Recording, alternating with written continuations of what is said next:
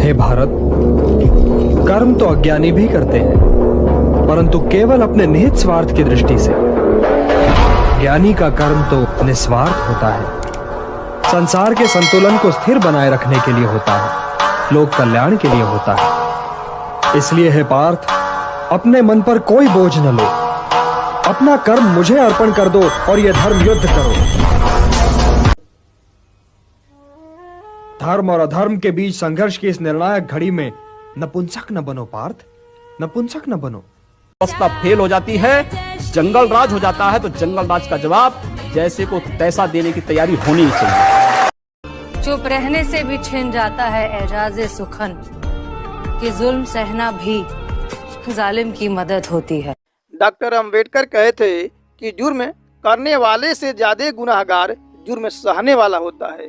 इसीलिए मैं कहता हूँ कि जुल्म सहने से अच्छा है कि जुल्म का प्रतिकार करो, सितमगर को मिटा दो या खुद को बलिदान कर दो। पहले आप ये वीडियो देखिए, गीता और कुरान के हवाले से क्या कहा जा रहा है।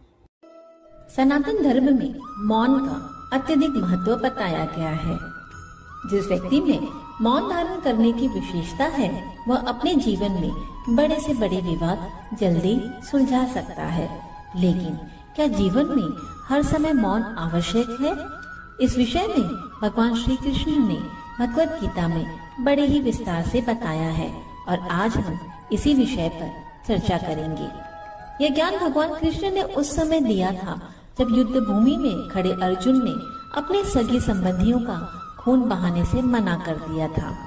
भगवान श्री कृष्ण के अनुसार जीवन में मौन बेहद आवश्यक है। बेवजह बोलना किसी प्रकार से ठीक नहीं कहा जा सकता, लेकिन हमें हमारी चुप्पी उस समय तोड़ देनी चाहिए जब हमारे अधिकारों का हनन हो रहा हो, हमारे चारों ओर पाप पड़ रहा हो, हमारा शोषण हो रहा हो, हमारी भावनाओं का सम्मान नहीं किया जा रहा हो। जब द्रौपदी का चीरहरण हुआ तब राजसभा में एक से एक ज्ञानी व्यक्ति बैठे थे। भीष्म पितामह, द्रोणाचार्य, कृपाचार्य, अंगराज कर्ण। लेकिन किसी ने भी दुष्ट दुर्योधन को रोकने का प्रयास नहीं किया। दुर्योधन तो दुष्ट था, पापी था, अपने मामा शकुनी की बातों से प्रभावित था, इसलिए उसे चीरहरण अपराध प्रतीत नहीं हुआ। लेकिन यदि उस समय राज्यसभा में आसीन ज्ञानी अपनी चुप्पी तोड़ते तो शायद महाभारत जैसा विकराल युद्ध नहीं होता। इस संसार में अधर्मी से इतनी हानि नहीं होती जितनी धर्म जानने वालों के मौन से होती है। यदि आपको पता है सत्य क्या है, लेकिन फिर भी आप चुप हैं, तो अन्याय करने वाला दोषी नहीं है, आप स्वयं दोषी हैं। इसलिए प्रत्येक मानव के लिए यह आवश्यक है उसे अपने साथ हो रहे न्याय और अन्याय का संपूर्ण ज्ञान हो। व्यक्ति को यह पता होना चाहिए कि किस समय मेरा शोषण किया जा रहा है और मुझे इसका सामना करने की आवश्यकता है। यदि ऐसा नहीं किया जा सकता तो ऐसा व्यक्ति अपने जीवन में कभी सफल नहीं हो सकता। देखो, मुसीबत के मौके पे आपके पास दो ऑप्शन हैं, ये कुरान ने दिए हैं। एक इंतकाम, इन्नमस्सबीलु अलल्लज़ीना यज़लिमून अन्नास, फरमाया जो किसी पे जुल्म करेगा उस पे गुनाह होगा, जो जुल्म का बदला लेगा उस पे गुनाह नहीं होगा। मदनी साहब का एक वीडियो बहुत ज़्यादा ट्रोल हो रहा है मीडिया में।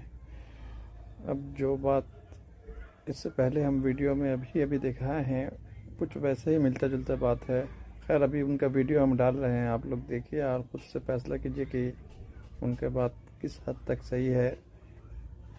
ठीक है, और फिर नेक्स्ट में हम वीडियो बनाएंगे। और हाँ, कुछ नया टॉपिक अगर ऐसा आप लोगों को लगे तो हमको बताइए कमेंट में, या फिर मेरे मोबाइल नंबर पे बताइए, फिर हम उसमें देखेंगे, बनाएंगे वीडियो। ठीक है, चलिए, ओके। कि कई माने होते हैं। मसलन खुद नबी सल्लल्लाहु अलैहि वसल्लम ने फरमाया जिहाद असगर से जिहाद अकबर की तरफ चलो। अकबर यानी सबसे बड़ा जिहाद।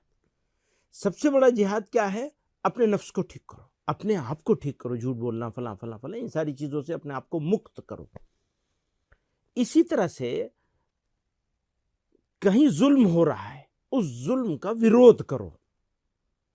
इसको भी जिहाद करार दिया गया है, ऐन जिहाद है।